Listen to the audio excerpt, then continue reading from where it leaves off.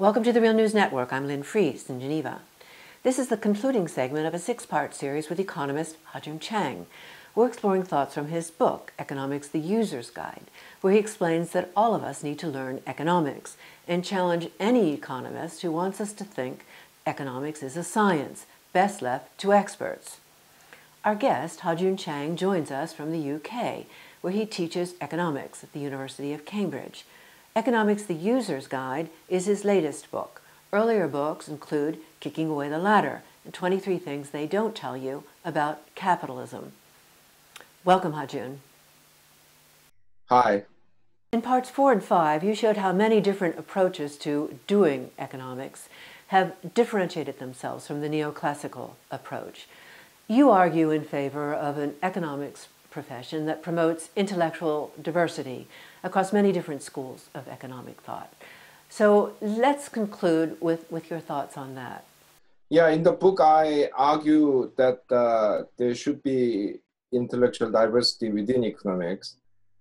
When I introduce no less than 9 schools of economics, each with its own strengths and weaknesses, each with its own focus and specialty.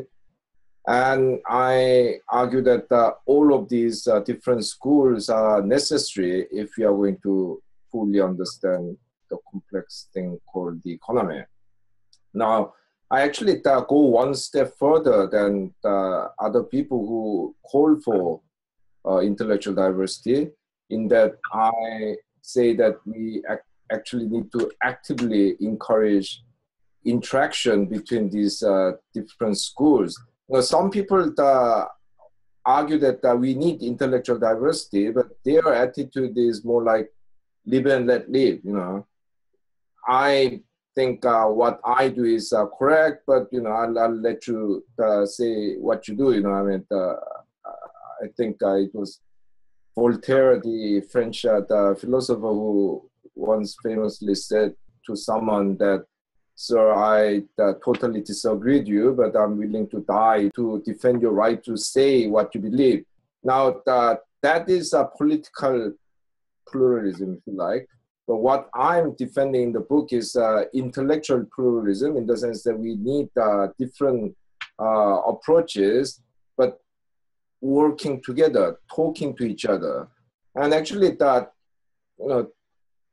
interaction between different schools can actually improve our understanding of the world significantly. So, for example, I mentioned that Keynesian economics has finance at its heart, but that theory of finance can be actually improved by introducing some of the insights from the behavioralist school. Actually, some people are already doing that.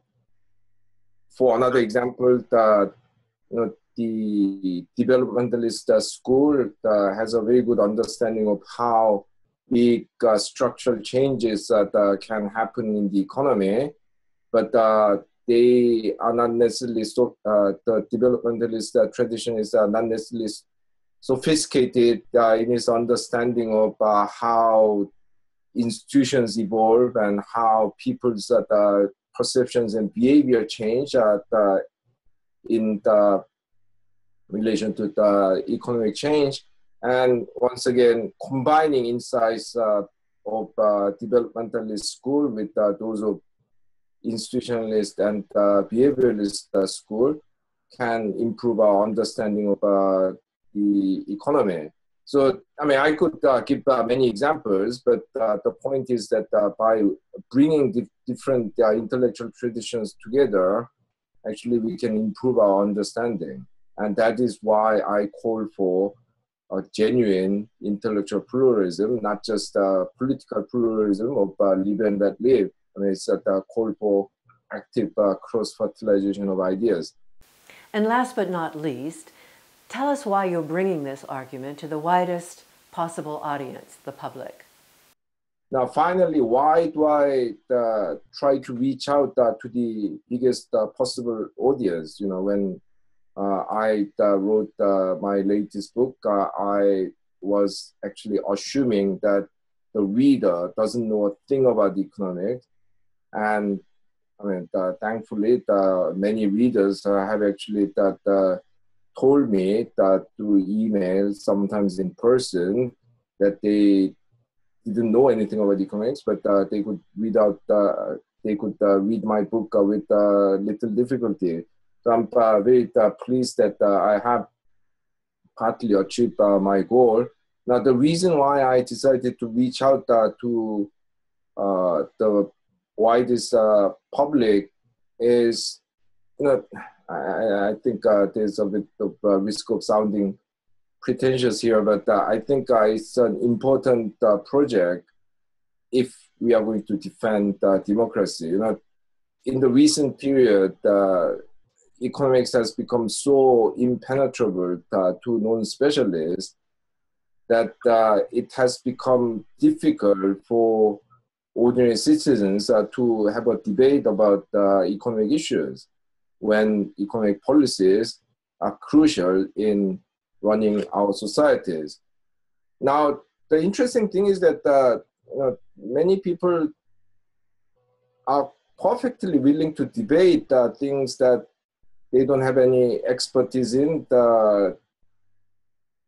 I don't know, I mean, you know, climate change, gay marriage, you know, American foreign policy in the Middle East, you know, I mean, a lot of people are willing to express strong views about these things, despite having, I don't know, no degree in international relations or, you know, the ethics or whatever.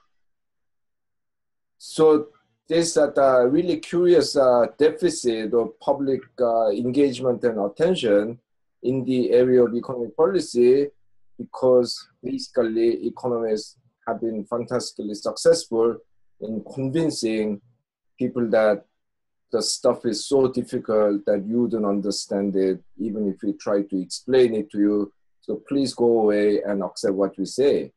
And the culmination of this kind of technocratic attitude, you know, economists as some kind of high priest that who have exclusive access to knowledge that other people cannot possibly have and understand, was shown during the Eurozone crisis, when the European Union and the European Central Bank and the International Monetary Fund basically imposed unelected people as prime ministers on Italy and Greece.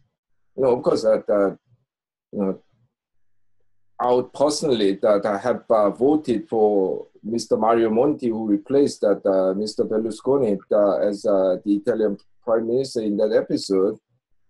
But you know, this actually shows how we have created a world where economists are impervious to outside scrutiny, and economists do not have to subject themselves to public debate. They can just browbeat the general public, saying, well, you know what, you don't know, we have all these sophisticated mathematical models that proves this, proves that. And that closing off of public debate in the area of economics, I think has been very important in weakening our democracies. So my hope in writing this book was to tell people, look, I mean, economics is not that difficult. You know, I mean, anyone with secondary education can understand the basics of it, and by getting rid of that aversion or even fear of economics, I think that this book will contribute to encouraging people to engage in more vigorous debate on economic issues, and through that, you know, I hope to contribute to the promotion and strengthening of democratic debate. And as we conclude, once again, many thanks to our guest, Ha-Joon Chang. Thank you. Thank you. And thank you for joining us on the Real News Network.